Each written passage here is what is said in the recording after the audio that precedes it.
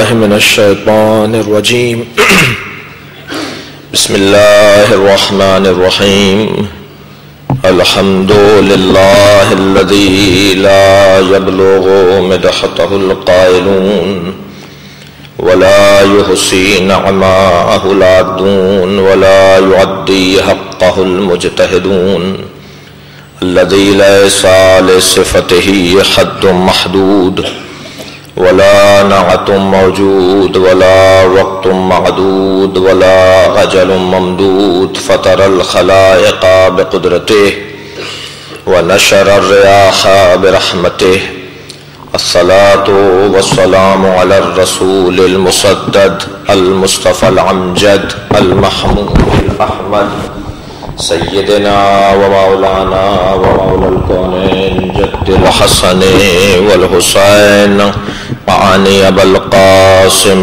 محمد اللهم صل على وآله الطيبين الطاهرين المعصومين الذين قال الله إنما يريد الله ليذهب عنكم الرجس أهل البيت ويطهركم تطهيرا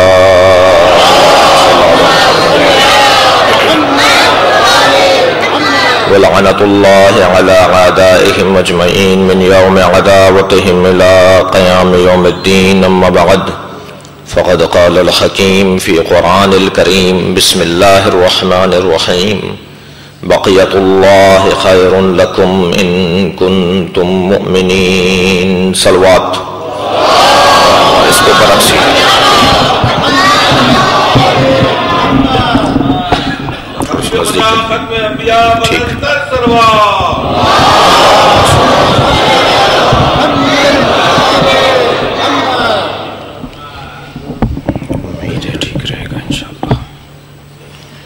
سورہ مبارکہ ہود کی آیہ کریمہ، اس سے پہلے کہ باقاعدہ اپنی عقیدت و محبت اور سبق کو دہراؤں، ایک سورہ فاتحہ اور 3 مرتبہ سورہ اخلاص کی التماس ہے.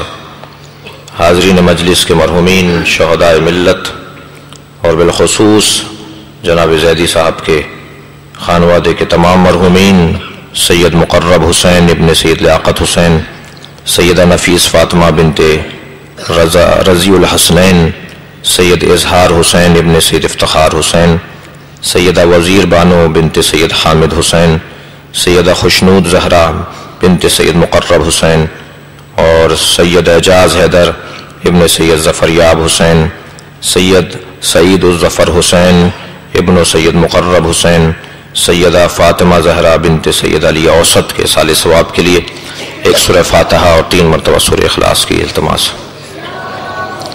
بسم اللہ الرحمن الرحیم الحمد للہ رب العالمین الرحمن الرحیم مالک یوم الدین ایاک نعبد و ایاک نستعین اهدنا الصراط المستقیم صراط الذین انعمت علیہم غیر المغضوب علیہم ولا الضالین. بسم اللہ الرحمن الرحیم قل هو الله احد الله الصمد لم يلد ولم يولد ولم يكن له كفوا احد. بسم اللہ الرحمن الرحیم قل هو الله احد الله الصمد لم يلد ولم يولد ولم يكن له كفوا احد. اللهم صل على محمد وعلى محمد. روز جمعہ ہے. سورہ مبارکہ ہود کی 86 نمبر کی آیہ کریمہ، جسے اپنے محترم سننے والوں کے سامنے تلاوت کیا. یہ دن ایک صاحب سے، ایک مالک سے، ایک صاحب الامر سے، ایک بقیت اللہ سے، ایک اولی الامر سے وابستہ ہے. معصوم ارشاد فرماتے ہیں کہ دنوں سے نفرت نہ کیا کرو، اس لیے کہ یہ دن ہم ہیں، اور ان دنوں میں جو سب سے مبارک ترین، سب سے افضل ترین اور سارے دنوں کا حاصل دن ہے وہ روز جمعہ ہے. اور پروردگار عالم نے غریبوں کی عید بھی اسے قرار دیا ہے اور لوگوں کے اجتماع کا دن بھی اسے قرار دیا ہے. اللہ اس دن کو اس لیے محترم رکھتا ہے کہ مومنین اس دن ایک دوسرے سے ملاقات بھی کرتے ہیں، اور جس دن ایک دوسرے سے ملاقات ہو تو ایک بڑی ملاقات کی یاد بھی تازہ ہوتی ہے. جو ملاقات ایک ایسے وجود سے ہوگی جو اس پوری دنیا کو ظلم و جور سے ختم کر کے عدل و انصاف سے پر کر دے گا۔ لہذا حضرت فرماتے ہیں جمعہ ہمارے آخری صاحب کا لقب ہے۔ اللہم صلی علی محمد۔ عشرہ محرم کی عشرہ مجالس کے حوالے سے جس آیت کی تلاوت کر رہا ہوں اور جس عنوان کو اپنے محترم سننے والوں کے سامنے پیش کر رہا ہوں، اس کا بیان رات کو جاری رہے گا، لیکن اس مجلس میں اس آیت کریمہ کا میں نے انتخاب اس لیے کیا کہ دن بھی حضرت کا ہے اور انہی کی یاد میں یہ دن شروع بھی ہو اور ختم بھی ہو۔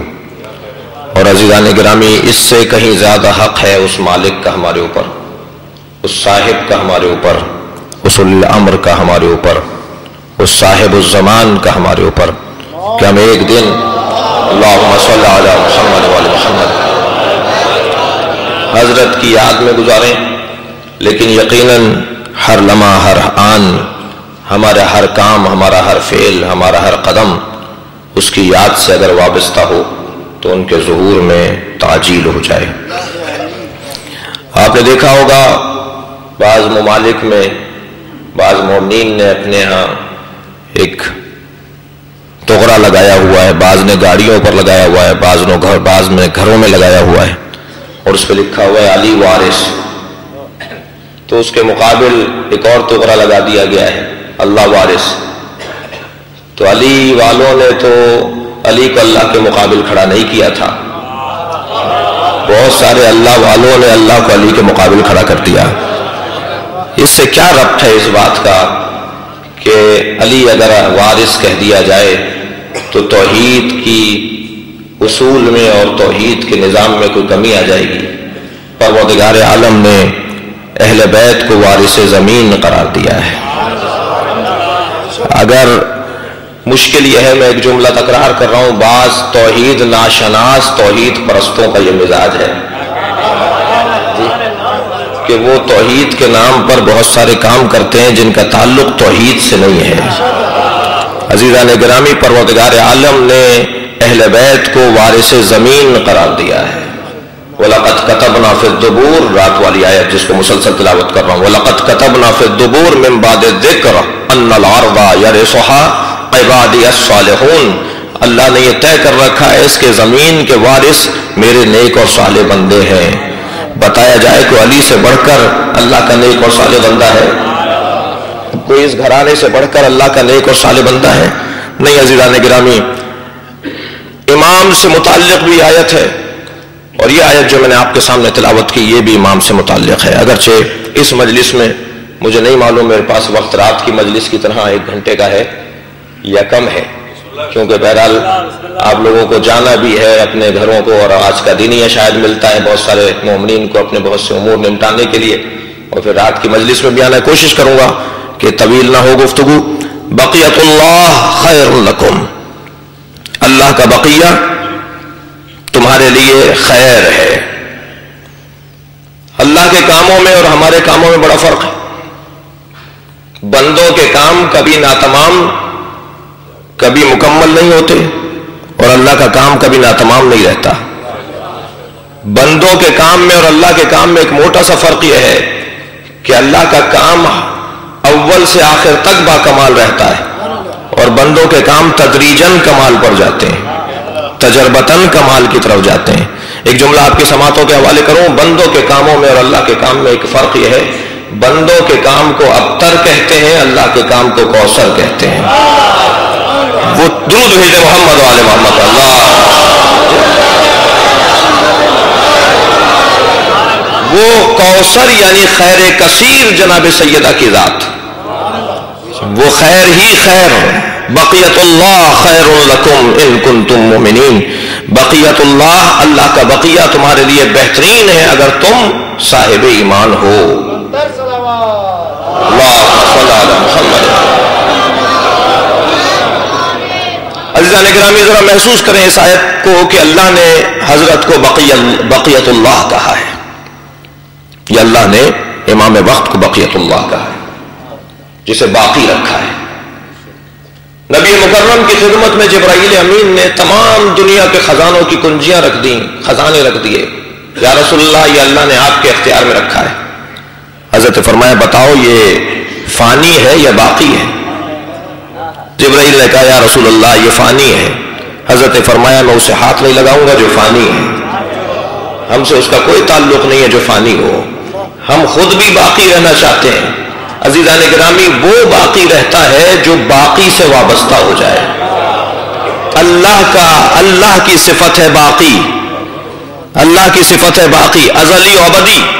لہذا پروردگار عالم جب اپنی صفات کا جلوہ گر انہیں بناتا ہے، جب اپنی ذات کی معرفت کا آئینہ انہیں بناتا ہے، جب اپنی ذات کی معرفت کا ذریعہ انہیں قرار دیتا ہے، تو ان میں سے ایک ذریعے کو اس نے بقیت اللہ قرار دیا. یہ مٹنے والے نہیں ہیں، یہ ختم ہونے والے نہیں ہیں، یہ باقی ہیں. اور اسی وجہ سے حضرت کا ایک لقب ہے. چند القاب اپنے محترم سننے والوں کی خدمت میں عرض کرنا چاہوں گا، خاص طور پہ نوجوانوں کے لیے، بچوں کے لیے.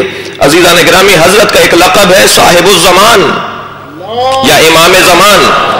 امام زمان اور صاحب الزمان کیوں کہا گیا حضرت کو؟ اسی بقیت اللہ خیر لکم ان کنتم مؤمنین جو آیت ہے سورہ ہود کی، اسی آیت کی تفسیر میں جب کسی نے حضرت سے سوال کیا، معصوم امام سے سوال کیا، تو حضرت نے فرمایا ان کا لقب ہے صاحب الزمان. بقیہ وہ ہو سکتا ہے، اللہ کا بقیہ وہ ہو سکتا ہے جس پر زمانہ اثر نہ کرے، جس پر ہوائیں اثر نہ کریں، جس پر سورج اثر نہ کرے، جس پر چاند اثر نہ کرے، جو جیسا ہے ویسا ہی رہے، تبھی تو وہ بقیہ کہلائے گا. ایک شخص حضرت امام علی رضا علیہ الصلوۃ والسلام کی خدمت حاضر ہوا اور حضرت کو مخاطب کر کے کہا یا صاحب الزمان. حضرت نے فرمایا خبردار ہمیں صاحب الزمان مت بولو. کچھ القاب ہیں جو مخصوص ہیں. امیر المؤمنین مولا علی کا لقب روکا ائمہ نے، امام ششم نے روکا ایک شخص کو، ہمیں امیر المؤمنین نہیں کہو، یہ ہمارے جد علی کا لقب ہے. انہی القاب میں سے ایک لقب صاحب الزمان یا امام زمان. امام حشتم فرماتے ہیں ہمیں صاحب الزمان نہیں کہو، دیکھ نہیں رہے میرے بال سفید ہو رہے، یہ حضرت کے الفاظ ہیں. دیکھ نہیں رہے کہ میری عمر بڑھی ہوئی دکھائی دے رہی ہے. جو صاحب الزمان ہوتا ہے اس کی عمر بڑھتی نہیں ہے، ہوائیں اس پر اثر نہیں کرتی، سورج اس پر اثر نہیں کرتا. صلوات بھیجے محمد و آل محمد. حضرت فرمایا صاحب الزمان صرف اور صرف ہمارا آخری ہے، جس کا ایک لقب اللہ نے بقیت اللہ قرار دیا ہے. اس پر زمانہ اثر نہیں کرتا، سورج اس پر اثر نہیں کرتا. عزیزان گرامی، امیر المومنین کا لقب اور صاحب الزمان کا یہ لقب مخصوص ہے تمام ائمہ کی زندگیوں میں. ان پر سورج اور چاند کا کوئی اثر نہیں ہے، وہ جیسے ہیں ایسے ہی ہیں. ہوائیں ان پر اثر نہیں کرتی. اور ہم اور آپ جس ماحول میں رہتے ہیں، مشکل یہ ہے کہ انہیں سمجھانا تھوڑا سا مشکل ہے، دیر سے سمجھتے ہیں بات کو. لیکن مجھے تو اس سے غرض نہیں ہے کہ کوئی سمجھتا یا نہیں سمجھتا، مجھے ان بچوں کو سمجھانا ہے. ہم اور آپ بھی ایسے ماحول کو فراہم کر لیتے ہیں کہ جہاں پر چیز فاسد نہ ہو، خراب نہ ہو، جیسی ہے ویسی رہے. ہم نے ایک ایسی جگہ بنا لی، ایک صاحب سے بحث ہونے لگی، کہنے لگے بھائی آپ لوگ کہتے ہیں کہ جب حضرت ظہور فرمائیں گے تو حضرت کی عمر 40 سنہ، حضرت کی عمر 40 برس کی ہوگی، اور جبکہ ولادت ہو چکی ہے 1150 برس تو اس وقت گزر چکے ہیں جی. لیکن حضرت جب ظہور فرمائیں گے تو 40 برس کی عمر ہوگی، تو یہ عمر رکی کیسے رہ گئی؟ یہ ہو نہیں سکتا. تو عزیزان گرامی، ان سے گفتگو ہو رہی تھی، گفتگو میں درمیان گفتگو ہم نے ان سے پانی مانگا. توجہ ہے نا؟ تو ٹھنڈا پانی کی ضرورت تھی، کہنے لگے کہ برف کی ضرورت ہے، مولانا کو ٹھنڈا پانی پلانا ہے. اپنے بیٹے سے کہا جاؤ جا کے فلاں جگہ سے برف لے آؤ، لیکن وہاں سے یہاں لے کر آؤ گے تو شاید برف گھل جائے، تو تھرماس لے جاؤ، اس میں ڈال کے لے آنا. ابھی گفتگو ہو رہی تھی، میں نے ان سے پوچھا بھائی وہ کیا کرے گا، وہ جگ کیا کرے گا جس میں آپ برف ڈلوا کے لا رہے ہیں؟ کہہ رہے ہیں جیسے اس میں ڈالا جائے گا ایسے ہی نکلے گا، اس میں کوئی کمی نہیں آئے گی، وہ گھلے گا نہیں. اتنی سی جگہ ہم بنا سکتے ہیں کہ جہاں رکھا جائے تو ویسا ہی رہے کہ جیسا رکھا گیا تھا. تو کیا اللہ کے لیے قدرت نہیں ہے کہ وہ امام کو ایسی جگہ رکھ دے؟ ایک درود اور پڑھے محمد و آل محمد. سامنے دیکھیے یہ درس نہیں ہو رہا، یہ مجلس ہو رہی ہے، اور مجلس کا بیان جو ہے وہ ہر طبقے کو مد نظر رکھ کے خطیب کو کرنا پڑتا ہے. ممکن ہے کسی بزرگ کے ذہن میں آئے کہ کیا سامنے کسی بات، کیا چھوٹی سی بات کر دی، میرے سامنے ایک چھوٹا سا بچہ بھی بیٹھا ہے، میری ذمہ داریوں میں کچھ اور بھی ہے. ایک صلوات بھیجے محمد و آل محمد. عزیزان گرامی، اب اگر ہم اور آپ ذرا غور کریں تو اللہ قادر ہے. ہم تو یہ دلیل دیتے ہیں نا، سب سے موٹی دلیل تو ہماری ہے کہ اللہ قادر ہے. اللہ چاہے تو عمر کو روک سکتا ہے، اللہ چاہے تو عمر کو بڑھا سکتا ہے. فرض کیجئے اس مجمع میں کوئی صاحب آ کر بولے کہ بھائی جیسے تم خشکی پر چلتے ہو ایسے میں پانی پر چلتا ہوں، تو سارا مجمع کہے گا چل کے دکھاؤ. اور جب وہ چل کے دکھائے تو سب تعجب کریں گے بھائی کتنا بڑا کارنامہ ہے، یہ آدمی پانی پر ایسے چل رہا ہے جیسے ہم خشکی پر چلتے. دوسرے دن کی مجلس میں ایک اور دوسرے صاحب آئے اور وہ آ کر بولیں کہ صاحب جیسے آپ خشکی پر چلتے ہیں ایسے ہم پانی پر چلتے ہیں، اور چل کے بھی دکھا دیں، تو تعجب تو ہوگا مگر کل والا نہیں ہوگا، کچھ شدت میں کمی آ جائے گی تعجب میں. تیسرا کوئی آدمی تیسرے دن آ کر بولے کہ صاحب میں بھی پانی پر ایسے ہی چلتا ہوں، اور وہ بھی چل کے دکھا دے، تو تعجب ضرور ہے مگر وہ پہلے دن والا تعجب نہیں ہے، وہ دوسرے دن والا تعجب نہیں ہے. چوتھے دن پھر کوئی ایک نیا آدمی آ کر یہی بولے اور وہ پانی پر چل کے دکھا دے، تو تعجب کی شدت میں کمی آ رہی ہے. شاید پانچویں یا چھٹے دن اگر آ کر کسی نے بول دیا کہ میں بھی پانی پر ایسے ہی چلتا ہوں تو ہم کہیں بھائی کوئی نئی بات نہیں ہے. عزیزان گرامی جب کہہ دیا خضر زندہ ہے، عیسیٰ زندہ ہے، الیاس زندہ ہے، تو اب تعجب کس بات کا کہ صاحب الزمان زندہ ہے. ایک صلوات بھیجے محمد و آل محمد.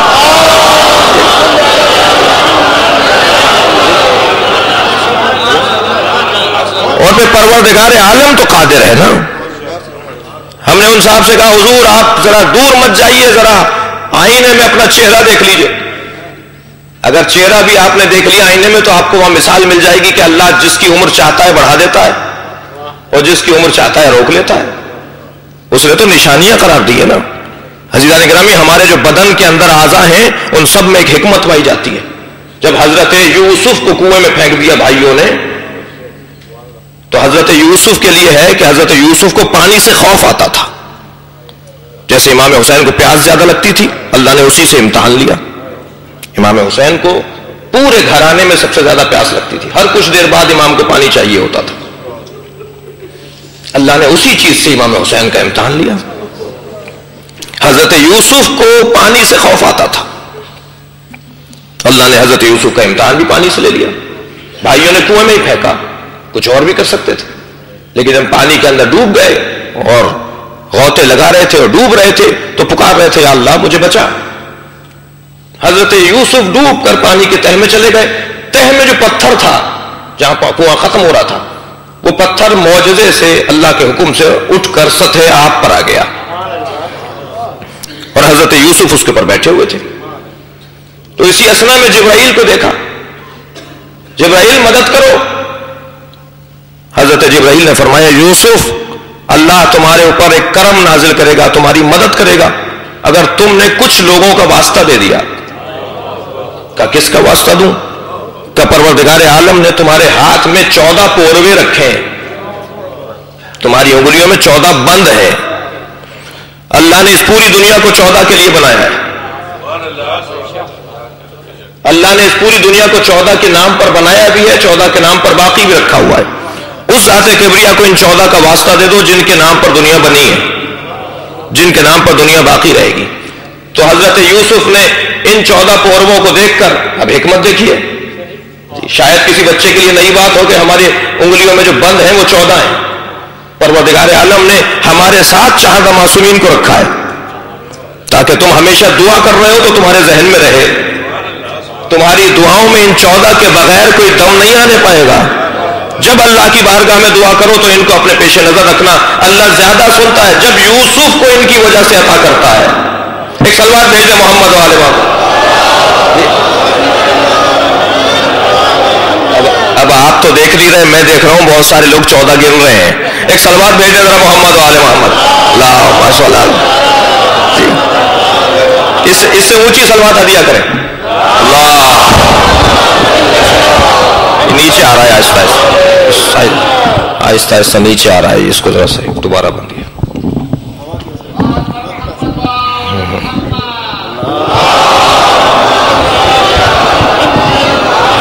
ٹھیک ٹھیک.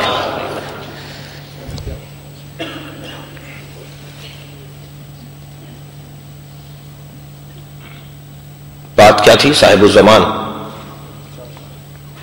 چار معصومین. تھوڑا سا یاد دلائیے سبق.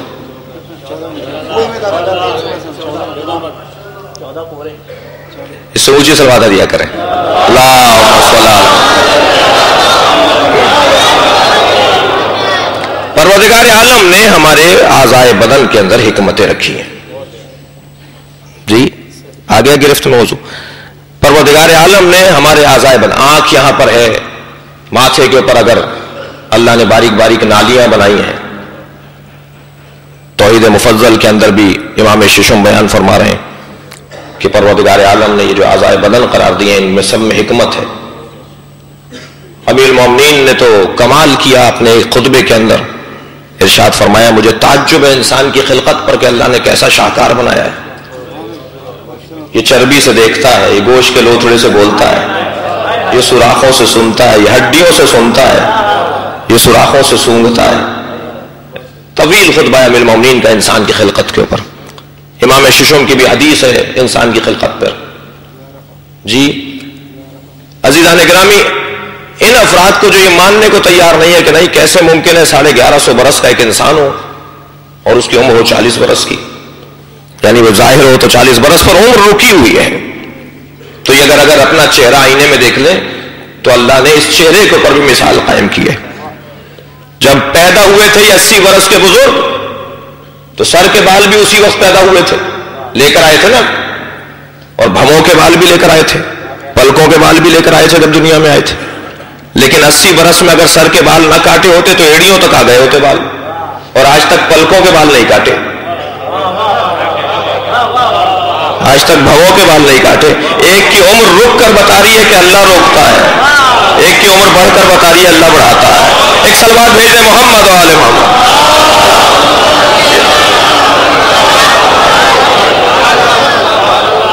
اللہ قادر ہے، اللہ چاہے تو پروردگار عالم کسی کی عمر کو بڑھا دے اور کسی کی عمر کو روک دے.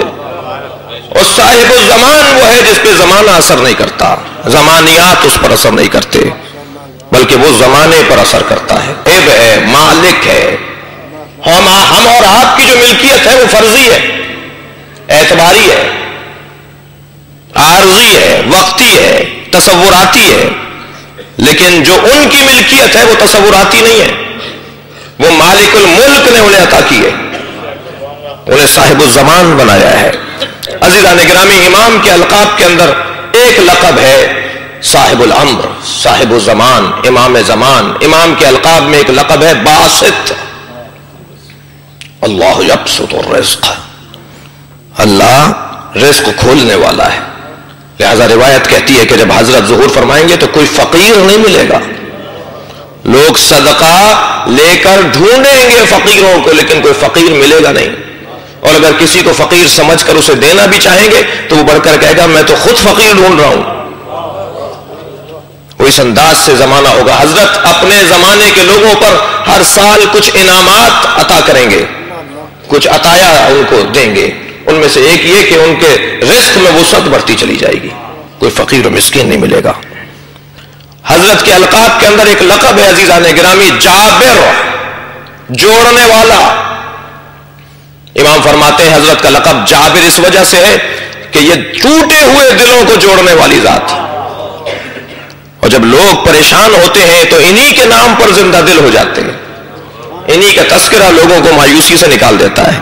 ایک امید سے وابستہ ہو جاتے ہیں، ایک اس ذات سے وابستہ ہو جاتے ہیں جو مایوسی سے نکال دیتا ہے. جابر، جوڑنے والی ذات، ملانے والی ذات. امام کا واحد عقیدہ ہے، یا یوں کہوں چند عقیدوں میں ایک عقیدہ یہ ہے کہ جس پر پوری امت جڑ جاتی ہے، وہ کسی بھی فرقے سے ہو، وہ کسی بھی امت سے ہو، کسی بھی قوم سے ہو، لیکن امام کا عقیدہ مسلمات میں سے ہے. ہمارے بھائیوں کے ہاں ہم سے زیادہ روایات ہیں، ان کا دعویٰ ہے، اور وہی فرماتے ہیں کہ حضرت کا جو وجود اور حضرت کا جو تصور ہے وہی تمام باتیں جو ہمارے یہاں ہیں. جناب سیدہ کی اولاد میں سے ہوں گے، سید ہوں گے، آخری زمانے میں آئیں گے، نبی کے القاب ان کے القاب ہیں، نبی کی شکل و شمائل ان کی شکل و شمائل ہیں، انداز پیغمبر جیسا ہوگا، زندگی نبی مکرم کی طرح گزاریں گے.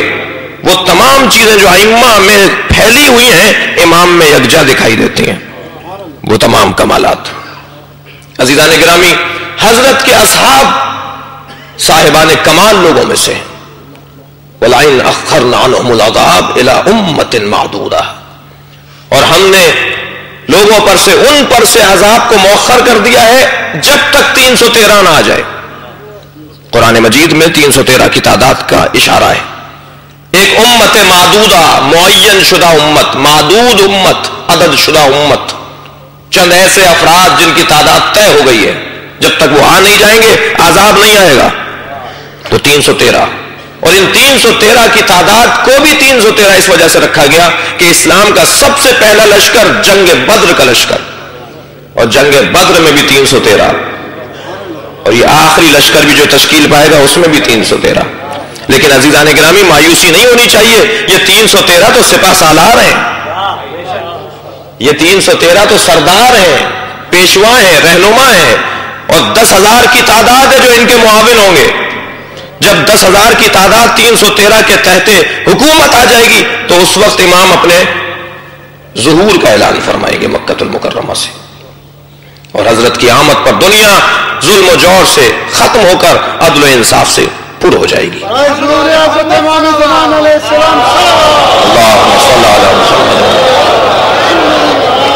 اصحاب امام وقت کی بہت ساری صفات ہیں، یقیناً محسوس کر رہے ہوں گے کہ اس مجلس میں بیان نہیں ہو سکتی. میں رکھ دینا چاہ رہا ہوں اپنے موضوع کو بھی ملحوظ رکھوں، اور وہ یہ کہ امام کے اصحاب کی ایک صفت یہ ہے کہ وہ والدین کا احترام کرتے ہیں. امام کے اصحاب میں توجہ چاہوں گا، امام کے اصحاب کے اندر بعض اصحاب تو وہ ہیں کہ جو دنیا سے جا چکے ہیں، مر چکے ہیں، ان کی رحلت ہو گئی ہے، شہادت ہو گئی ہے، انہیں دوبارہ اٹھایا جائے گا رجعت کے ذریعے. اور امام کے اصحاب میں ایک بڑی تعداد ان کی ہے کہ جو دنیا سے گئی نہیں ہے، زندہ ہوں گے. انہی افراد میں سے امام اپنے معاونین اور اپنے چاہنے والے تلاش کریں گے اور وہ نکل کر باہر آئیں گے. وہ جو لوگ رجعت کے ذریعے سے واپس آئیں گے ان میں ایک مالک اشتر بھی ہیں، میسا میں تمار بھی ہیں. بڑا مقام ہے ان ہستیوں کا. عزیزان گرامی ایک جملہ آپ کی سماعتوں کے حوالے کروں، مالک اشتر کا بڑا مقام ہے. پہلے امام کے لشکر کے بھی سپہ سالار ہیں، آخری امام کے لشکر کے بھی سپہ سالار ہیں. اور ان ہستیوں میں ایک نام ہے جبیر ابن وارد کا. جبیر ابن وارد امیر شام کا خزانہ دار ہے، وزیر خزانہ ہے. امیر شام کا خزانہ دار جبیر ابن وارد. وہ ایام جب جنگ صفین چل رہی ہے اور جنگ صفین کا مارکا اور اس کے فیصلے کے اوپر حکمین بیٹھے ہوئے، ان ایام میں جبیر ابن وارد نے امیر شام سے یہ کہا کہ میں کوفے میں میری والدہ رہتی ہیں، میں ان کی زیارت کرنے جانا چاہتا ہوں. تو حاکم نے اجازت نہیں دی. انہوں نے وزارت چھوڑنے کا اعلان کر دیا کہ نہیں ہو سکتا کہ میں ماں کی زیارت کو نہ جاؤں ان چند دنوں کی حکومت کی خاطر. مگر کیونکہ حسابدار بہت اچھے تھے، ان کا حساب و کتاب بہت اچھا تھا، تو امیر شام نے اجازت دی کہ آپ جائیے اپنی والدہ سے ملنے. مگر کہنے لگا کوفے میں جائیں تو ذرا ہوشیار رہیے گا. جملہ تاریخ کا اس لیے میں دہرا رہا ہوں، وہاں ایک جادوگر رہتا ہے، اگر اس سے ملاقات ہو گئی تو کہیں ایسا نہ ہو کہ اس کا جادو تمہارے اوپر آ جائے. اور اگر کوئی رقم اپنی والدہ کو دینے جا رہے ہو تو اس رقم کو ایسے نہ لے کے جانا کہیں وہ لوگ ضبط نہ کر لیں. جبیر ابن وارد کہتا ہے کہ میں کوفے میں جب داخل ہوا تو مجھے علی کے سپاہیوں نے گرفتار کر لیا. میں رستے میں ایک جگہ پر اس پیسے کو جو لے کر آ رہا تھا ایک جگہ میں نے چھپا دیا اور علی کے سپاہیوں کے ہاتھوں گرفتار ہوا. علی ابن ابی طالب کے سامنے لا کے مجھے کھڑا کر دیا.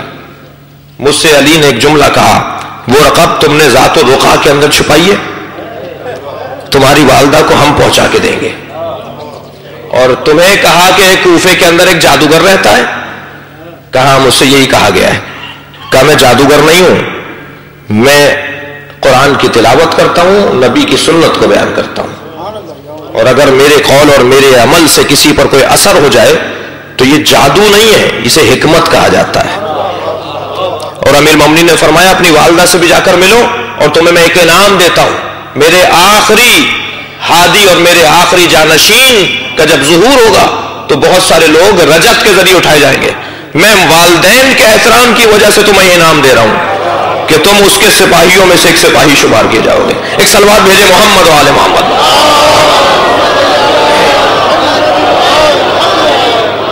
عزیزان گرامی، لہذا امام کے اصحاب میں وہ افراد بھی ہیں جو والدین کا احترام کرتے ہیں. آپ میں سے اکثر اپنے والدین سے یا دور ہیں، یا اگر والدین نزدیک بھی ہیں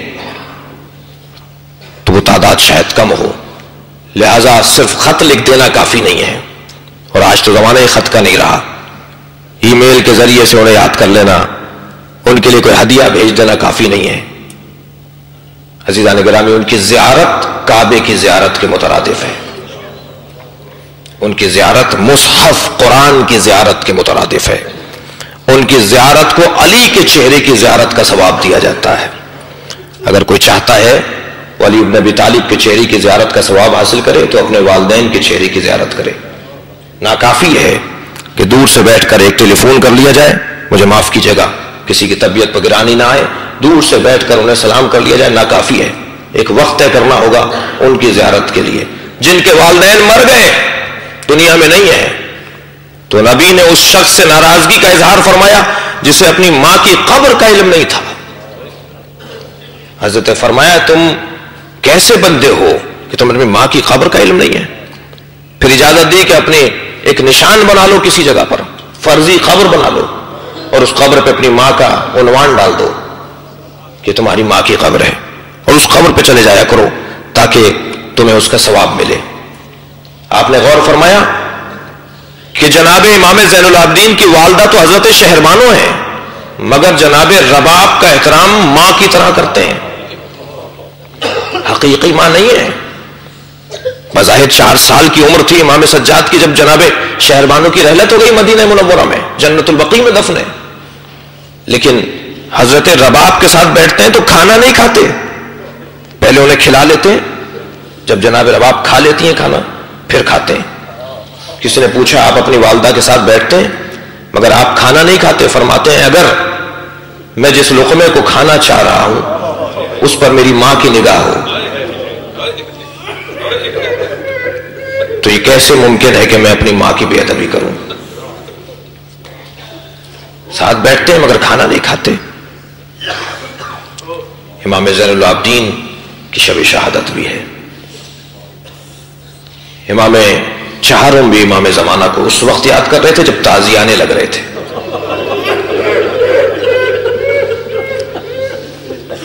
ہر امام نے یاد کیا امام زمانہ کو. آپ رونے کے لیے آمادہ ہیں؟ کسی نے امام حسین سے پوچھا حل ولد المہدی، کیا امام مہدی کی ولادت ہو گئی؟ تو امام حسین نے فرمایا لا ادرکتہ لا خدمتہ ایام حیاتی. نہیں، مہدی کی ولادت نہیں ہوئی، اگر میں نے انہیں پا لیا ہوتا. امام حسین فرما رہے ہیں اگر میں نے مہدی کو پا لیا ہوتا تو ساری زندگی ان کی خدمت میں خود کو وقف کر دیتا. جب جناب زہرا پہ دروازہ گر رہا تھا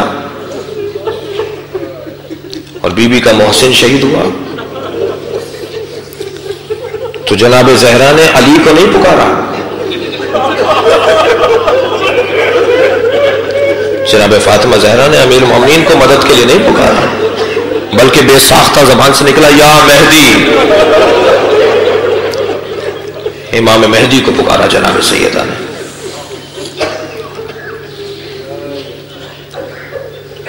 اجرکم علی اللہ.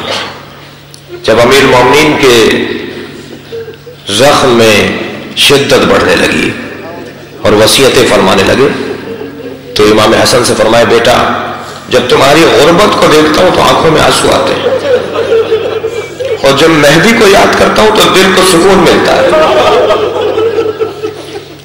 کہ ایک دن ختم ہو جائے گا یہ دنیا، ایک وقت آئے گا کہ ہمارے مہدی کے ہاتھ میں ہوگی. امام حسن کے جب جگر کے ٹکڑے گر رہے تھے تو امام حسن نے جناب امام مہدی کو پکارا تھا. حاضدارو ہر امام معصوم نے یاد کیا ہے امام مہدی کو، اقوال ہیں ائمہ کے، یاد کرتے ہیں. حتیٰ امام ششم فرماتے ہیں حضرت اسماعیل کے جنازے پر، اپنے بیٹے اسماعیل کے جنازے پر، یا اللہ میرے اس بیٹے کو رجعت عطا فرما تاکہ میری طرف سے مہدی کا ساتھ دے سکے. حضرت اسماعیل کے لیے دعا فرمائی. ہر امام معصوم کی تمنا ہے امام زمانہ کو یاد کرنا، لیکن وہ وقت کیسا ہوگا جب زینب کے سر سے چادر اتر رہی اور جناب امام مہدی کو پکار رہی ہوگی، اس لیے کہ زین العابدین تو بیمار ہے. حمید ابن مسلم کہتا ہے میں نے دیکھا علی کی بیٹی کو کہ خیمے میں جاتی ہے مگر آگ کی لپیٹ زینب کو روک دیتی ہے، پھر پلٹ کے آ جاتی ہے، پھر جاتی ہے، بھڑکتے ہوئے شعلے زینب کو روک دیتے ہیں، لیکن علی کی بیٹی نے ہمت کی اور جلتے ہوئے خیمے میں داخل ہو گئی. حمید کہتا ہے میں سمجھ رہا تھا بڑی قیمتی شے کوئی اندر رہ گئی ہے جسے زینب نکالنا چاہتی ہے، بچانا چاہتی ہے. کچھ دیر کے بعد میں نے دیکھا کہ بی بی اپنی پشت پر کوئی سامان اٹھا کر لا رہی. میں نے قریب جا کے دیکھا تو زین العابدین تھے. جناب زینب نے اپنی پشت پر اٹھا رکھا تھا. وہ کیسا مرحلہ رہا ہوگا جب سکینہ کے گوشوارے چھینے جا رہے ہوں گے اور بی بی سکینہ امام زمانہ کو پکار رہی ہوں گی. آپ ذرا محسوس کریں کہ ہر امام نے مصیبت میں امام زمانہ کو پکارا، کربلا والوں نے امام زمانہ کو پکارا. اب امام کے غم کی شدت کا اندازہ کیجئے، کتنا امام کے کربلا والوں کا غم امام کے دل میں ہوگا. ہر روز کربلا میں ہوتے ہیں، ہر شب جمعہ امام حسین کے حرم میں ہوتے ہیں، زیارت کرتے ہیں، ماتم کرتے ہیں، گریہ کرتے ہیں، زیارت ناہیہ کے ذریعے سے مرثیہ پڑھتے ہیں. یہ بچے اور نوجوان سوال کرتے ہیں کہ امام حسین کے گنبد پر سرخ پرچم کیوں لگا ہوا ہے؟ ہر امام کی گنبد پہ تو سرخ پرچم نہیں لگا ہوا. امام رضا کی گنبد پہ تو کالے رنگ کا علم لگا ہوا ہے. یہ امام حسین کی گنبد پہ سرخ پرچم کیوں لگا ہوا ہے؟ اس کا جواب یہ ہے جس کے خون کا بدلہ باقی ہوتا ہے. اجرکم اللہ. آوازوں کو آزاد چھوڑیے ازادارو، تکلف کر کے نہ روئیے. جس کے خون کا بدلہ باقی ہوتا ہے اس کی قبر پہ سرخ رنگ کا پرچم لگا دیتے ہیں. یہ بدلہ کون لے گا؟ یہ صاحب الزمان بدلہ لے گا. ایک وقت آئے گا جب حسین کے گنبد سے سرخ پرچم اتر جائے گا، مگر وہ پرچم امام زمانہ کے ہاتھ میں ہوگا اور امام حسین کے حرم میں کھڑے ہو کر اپنی فوج کو تیار کریں گے. اجرکم اللہ. بس زیارت ناہیہ کے چند جملے سن لیجئے. سلام ہو اس بدن نازنین پر جو نہ زین پر تھا نہ زمین پر تھا، تیروں پر معلق حسین کا بدن رہا، گھوڑے سے گرے تھے مگر زینب کو اپنا بھائی کربلا کی زمین پر نہیں ملا. میر انیس نے ایک مرثیہ میں اس مفہوم کا بیان کیا. جب جناب زینب نے دیکھا کہ امام حسین گھوڑے پر نہیں ہے تو امام حسین کو گھوڑے پر نہ پا کر آواز دی ہے ذوالجناح میرا ماجایا کہاں ہے؟ ذوالجناح کو جواب نہیں دیا گیا، اس لیے کہ ذوالجناح کو گرفتار کرنے کے لیے سپاہی آگے بڑھے تھے. پسر سعد نے کہا تھا اسے گرفتار کر لو، نبی اس پر بیٹھتے تھے، یہ نبی کی سواری ہے. میں نے خود دیکھا نبی نے اس پر سواری کی ہے، اسے تبرک کے طور پر رکھا جائے گا. میں کہوں گا عمر صاحب تجھے نبی کی سواری یاد رہی، نبی کا سوار یاد نہیں رہا. اجرکم اللہ. چند سپاہی ذوالجناح کو گرفتار کرنے کے لیے پکڑنے کے لیے آگے بڑھے تو اس نے 80 دشمنوں کو زخمی کیا. اس ذوالجناح نے اپنے قدموں سے 80 دشمنوں کو زخمی کیا اور پھر اعلان ہوا اسے چھوڑو دیکھو کرتا کیا ہے. جب ذوالجناح بہت دور نکل گیا تھا بچاتا ہوا اپنے آپ کو، لیکن جب اسے آزاد چھوڑ دیا گیا تو یہ پلٹا ہے مقتل کے اندر. لیکن اب ذوالجناح کو آنے میں دیر ہو چکی تھی، اب سر قلم ہو چکا تھا، اب زمین کربلا پہ زلزلہ آ چکا تھا، لیکن یہ ان لاشوں میں اپنا پھول تلاش کر رہا تھا. ہر لاشے کو سونگتا تھا، ہر لاشے کو سونگتا تھا. ایسا لگتا تھا جیسے پھول ڈھونڈ رہا اور پہنچا ہے حسین ابن علی کے کٹے ہوئے گلے پر اور بہتے ہوئے خون سے اپنی پیشانی کو رنگین کیا اور زمین کربلا پر پیر مارنے لگا. اور جیسے کسی جانور کو ذبح کیا جاتا ہے تو اس کے گلے سے آواز آتی ہے، جیسے اس کے گلے سے آواز آ رہی تھی، یہاں پر معصوم نے بیان کیا یہ نوحہ پڑھ رہا تھا، یہ نوحہ حسین کا پڑھ رہا تھا، اور آپ نے یہ جملہ سنا، ماں باپ کی مجلس بھی ہے، مرحومین کے اصحال ثواب کی مجلس بھی ہے، آپ نے جملہ تو بہت سنا ہوگا کہ بیٹیوں سے باپ کو بڑی محبت ہوتی، بیٹیاں اپنے باپ سے ذرا محبت کا اظہار زیادہ کرتی ہیں۔ حضرت ابراہیم کی مناجات میں بھی ایک دعا تھی، یا اللہ مجھے بیٹی عطا فرما جو میری جنازے پر رونق بن سکے۔ حضرت ابراہیم کی ایک مناجات میں ایک جملہ بھی ہے، آپ نے غور فرمایا جب ذوالجناح پلٹا ہے نا مقتل سے خیموں کی طرف، تو بہن کے خیمے پر نہیں گیا، امام حسین کی زوجہ کے خیمے پر نہیں گیا یہ ذوالجناح، یہ گیا ہے سکینہ کے خیمے پر، اور جا کر پیر مارنے لگا کرے خیمہ پر، ایک 4 سالہ بچی ہے، خیمے کا پردہ ہٹا کر باہر آ گئی۔ میں نے ایک جملہ بھی کہا تھا، امام حسین کو پیاس بہت لگتی تھی، امام حسین ہر کچھ دیر کے بعد پانی مانگتے تھے، امام حسین کو پیاس بہت لگتی تھی، سکینہ کو پتا تھا میرا بابا کتنا پیاسا ہے۔ جیسے ہی ذوالجناح کو دیکھا، زین ہلکا ہوا ہے، رکابیں کٹی ہوئی ہیں، ذوالجناح زخمی ہے، پشت پر سوار نہیں ہے، تو کوئی سوال نہیں کیا سکینہ نے، بابا کے گھوڑے سے بس ایک سوال کیا، بابا کے گھوڑے مجھے اتنا بتا، ہل سقیا ابی ام قتل عطشانا، میرے بابا کو پیاسا مارا؟ اجرکم اللہ، خدا کسی غم میں نہ رلائے سوائے غم اہل بیت میں، یا میرے بابا کو پانی دے کر مارا۔ عزادارو حسین ابن علی کے لیے بڑا سخت مرحلہ تھا جب حسین عباس کے لاشے پر پہنچے۔ میں ایک ماں کا تذکرہ کرنا چاہتا ہوں، کربلا میں 9 مائیں ہیں جنہوں نے اپنے بچوں کے لاشے دیکھے ہیں، مگر اس ماں کو سلام جو مدینے میں بیٹھی ہے، جس کے 4 شیر بچے کربلا میں حسین پر قربان ہوئے، ہر روز جنت البقیع میں جاتی ہیں اور اپنی انگلی سے قبروں کے نشان بناتی ہیں، ایک پر لکھتی ہیں عباس ابن علی، ایک پر لکھتی ہیں عثمان ابن علی، ایک پر جعفر ابن علی، ایک پر عون ابن علی، 4 بیٹوں کے نام لکھ کر مرثیہ پڑھتی ہیں، لا تدعا ام البنین، مجھے ام البنین مت پکارو، اے لوگوں آج کے بعد مجھے ام البنین مت پکارا کرو، وہ بیٹے کہاں جن کی میں ماں ہوں۔ اجرکم اللہ، میرے 4 بیٹے کربلا میں سو گئے، عزادارو گریہ آپ نے کر لیا، مجلس مصاب ہو گئی، مجلس مکمل ہو گئی، لیکن جب کربلا سے ہو کر یہ قافلہ رہائی کے بعد مدینے میں پہنچا اور سب سے پہلے جناب زینب سے آ کر جناب ام البنین نے ملاقات کی، تو پہلا سوال یہ کیا تھا، میں عباس کو دودھ نہیں بخشوں گی، یہ کیا ہوا کہ حسین مارا گیا اور عباس زندہ رہ گیا؟ تو جناب زینب نے سینے سے لگا کر کہا تھا، اے ماں میرے بھائی عباس کو کچھ مت کہو، جب تک عباس زندہ رہا حسین کو کوئی ٹیڑھی نگاہوں سے دیکھ نہیں سکتا۔ کہ مجھے بتاؤ میرے عباس کی شہادت کیسے ہوئی؟ جناب ام البنین پوچھ رہی ہے جناب زینب سے، میری بیوی زینب نے بیان کرنا شروع کیا، اماں میرا بھائی پانی لینے گیا تھا لیکن دونوں بازو کاٹ دیے گئے، سر پر گرد مارا گیا، سینے میں تیر مارا گیا، آنکھ میں تیر لگا، عباس کے مشکیزے میں تیر مار دیا گیا، عباس کا پانی سارا بہہ گیا مشکیزے کا۔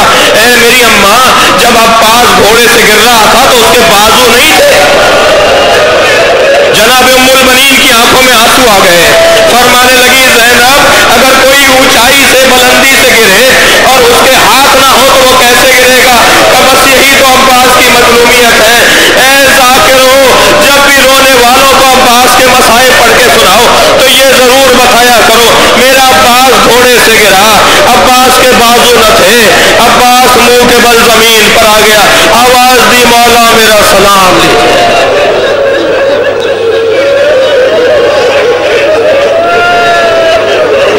لعنت اللہ علی قوم الظالمین فسيعلم الذین ظلموا أي منقلب ينقلبون۔ یا اللہ ان آوازوں پر رحمت نازل فرما، ان رونے والوں کی توفیقات میں اضافہ فرما، بانی فرش اعضاء کی توفیقات میں رزق میں اضافہ فرما، مرحومین کی مغفرت فرما، درجات کو بلند فرما، امام زمانہ کے ظہور میں تعجیل فرما۔ ایک سورہ فاتحہ اور 3 مرتبہ سورہ اخلاص مرحومین مغفورین سید مقرب حسین، سیدہ نفیس فاطمہ، سید اظہار حسین، سیدہ وزیر بانو، سیدہ خوشنور زہرا، سید اعجاز حیدر، سید الظفر حسین، سیدہ فاطمہ زہرا کے سال ثواب کے لیے حاضرین مجلس کے مرحومین کے لیے ایک سورہ فاتحہ اور 3 مرتبہ سورہ اخلاص۔ بسم اللہ الرحمن الرحیم، الحمدللہ رب العالمین الرحمن الرحیم صراط الذین انعمت علیہم غیر المغضوب علیہم ولا الضالین۔ بسم اللہ الرحمن الرحیم، قل هو الله احد الله الصمد لم يلد ولم يولد ولم يكن له كفوا احد۔ بسم الله الرحمن الرحيم، قل هو الله احد الله الصمد لم يلد ولم يولد ولم يكن له كفوا احد۔ ربنا آتنا في الدنيا حسنة وفي الآخرة حسنة وقنا عذاب النار۔ اللهم صل على محمد۔ یا حسین، یا حسین۔